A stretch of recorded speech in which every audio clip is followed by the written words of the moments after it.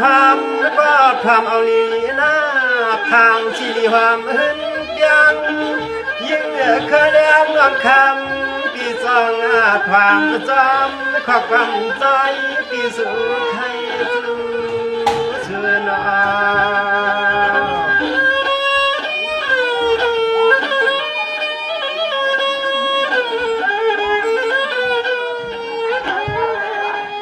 น้องในหนึ่งตัวหนึ่งดีฮักยังเรียกหนึ่งสาง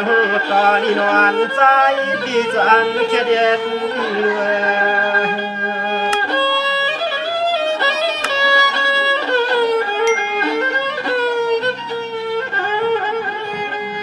ทั้งว่าสู่น้องยิ้มขอกินตับดำขอความปีเฮาห้องขึ้น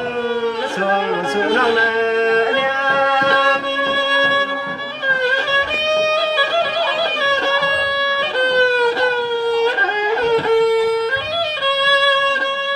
น้องวันนี้เตี้ยทำก็ทำเอาเปียเปียทำก็ทำเอาเปียเปียที่ที่เจ็บไว้หมักเสียงน้องวันที่ทำมันขลัดจะเลี้ยงกาวันใช้ข้อความเปีย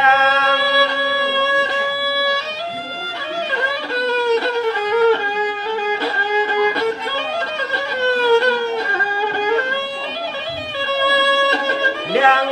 น้องคำเยอะมาตวงผู้ขอผู้กำที่คำสั่งขึ้นวันอื่นกายใส่ข้อความมันขึ้นตอนสู่ขึ้นตอนสู่ใน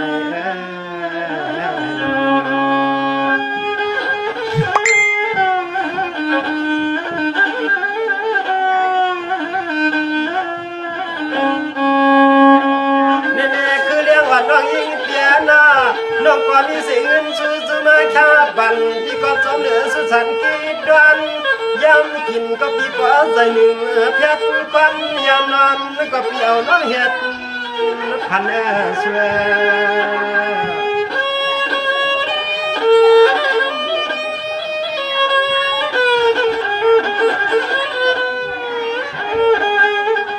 อันน่ะในคำน้องคือเปียหักเปียงน้องเลี้ยงที่ใจไปมวงไปดวงเลียนหน้าตาจำกังสุดที่ไหนพอง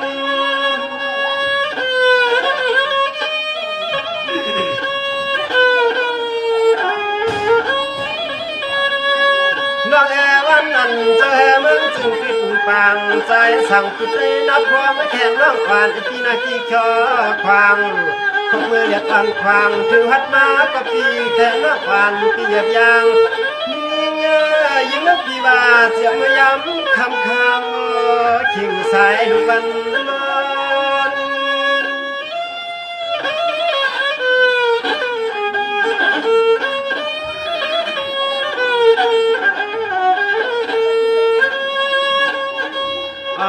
เนี่ยข่าวนู้ยองาวันพวงาเข้มชอบพี่ก็ไม่มองออกตัง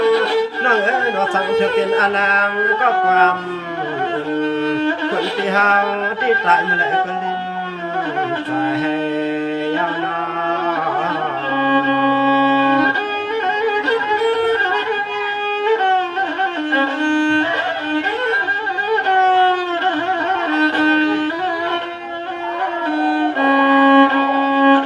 น้องคือเลี้ยงวันเดียนน้อเลี้ยงสมยอนาเห็นน้องเลยอยู่ดีกินวันกระเดียนแคมสายกากัดกางกูยามมันโซอีกคำน้อในน้อ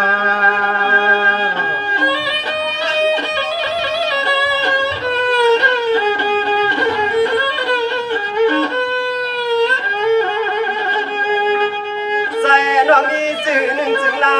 ยามเมื่อควางตะเหลียวในคำจังเหมือนเฮาฮักพี่เหมือนเฮา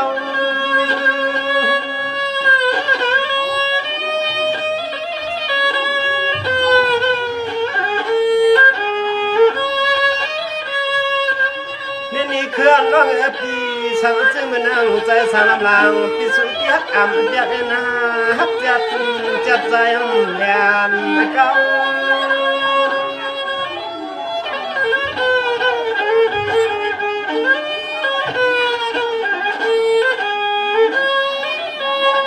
ลาวาน้องเคยฮักปีของในสายเปี่ยวข้อความอนุอังยามตอนยัน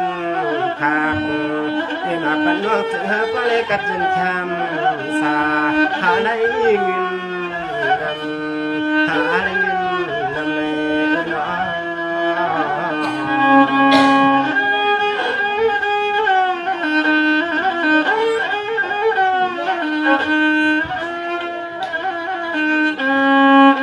งนี่คือเรียกว่าน้องยิ่งเบียร์นะให้ว่าถึงตั้งน้องวันที่มีสิ่งเงินซื้อมาวังปันนา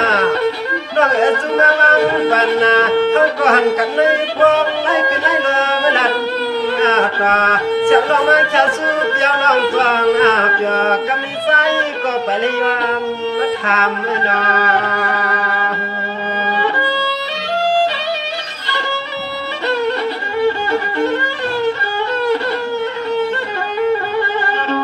สามก็คำนายนายน้องคือปีกริมองน้องสุดกลางมาข่าวถือชูตีนายเด่นจึงเมืองใจอ๋อสุดกลางมาข่าวสู่น้องนายจึงเมืองใจ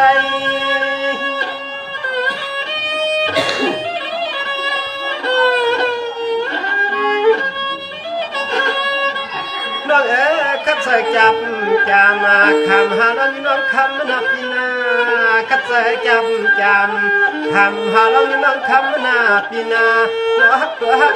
คิงอายุฮักปีเศร้า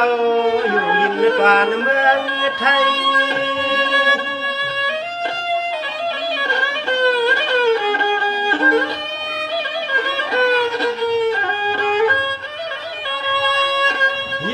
ฮักเอเมตใจและเศร้าจึงไทยปีว่าเปียงเรื่องเพื่อไรก็ใจไม่คอนาเปียขมือกะเกาเย้าควนเลยเพื่อนจับใจฮัก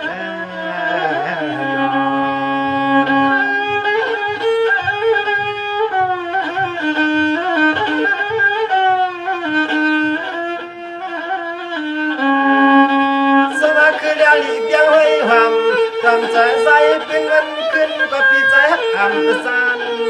อ่ำซานตาฮักสุน้องยิ่งปีตรานและพันนามันเหมือนทุกคนแล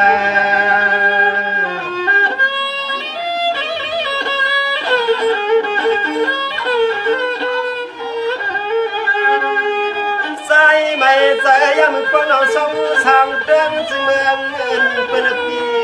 ยามมือคำเราเศร้าสั่งเรื่องจึงเมืองเป็นปีมันเดินจึงเมืองเฮา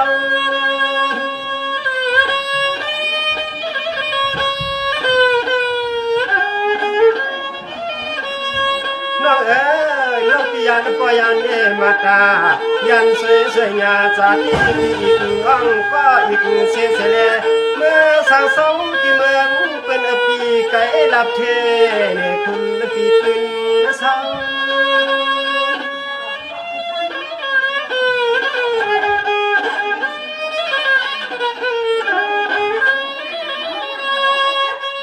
ลาวาน้องคือฮักนอฟังมายังก็เลี้ยวในใจก็ยันสุดทางพังโตทางคิงฮักกินเกินนาปีได้มีอายุอาเกียเล็กเย็นน้องพี่น้องฮักดาหากผู้โชยาย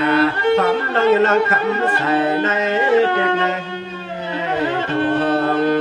ปั๊มเป็นยำเป็นเกาเล็กเราหนึ่งวันช่างน้องยิ่งที่เขาอยากเก็บที่ส่งน้องนา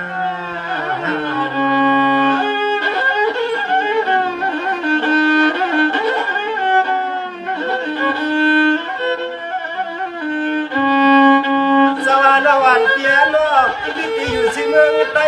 งปันสุนทรีเมืองไทยจึงเฮ็ดว่าเลยอยู่ดีกินวันน้องนาเหตุการณ์ก็อย่าพิหังยิสิด้านคิดจะคำจะปีนวันขึ้นน้องหาเสียงคำยินก็หาเจียวเลยมานำน้อเจียวเลยมานำ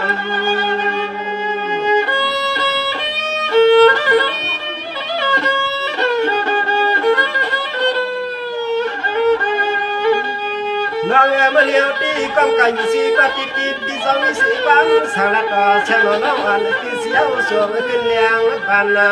น้องปวดถึงเบียนเช็ดจ่าผมอยากน้ำผมเต้าในก็วันหนึ่งที่ขับขึ้นด้วยกันอันมาเลี้ยวที่เฮาทุกเช้า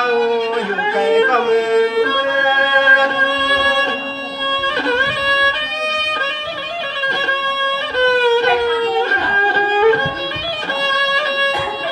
น้องพี่ก็ตันยายาตันยายาเนี่ยกับกายใบตัวเสียงน้องหวานพี่ก็ที่มีคิดคนเงินจำไว้ไปใครกว่ากลางนะห่างเฮาพี่นี่ก็ไปได้หันน้องมาขึ้นเรียงมาทำหันเสียงในพง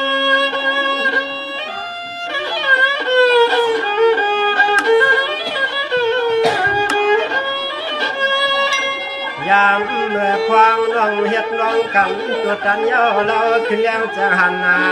น้องเปลี่ยนห้องความไม่ยืนพักอย่างเสียงน้องควางในยิงถอนตะมัดยิงไม่คนนี้เขาเคยถามน้องยิงเปียว่าสั่งเขกนับนั้นใจเลย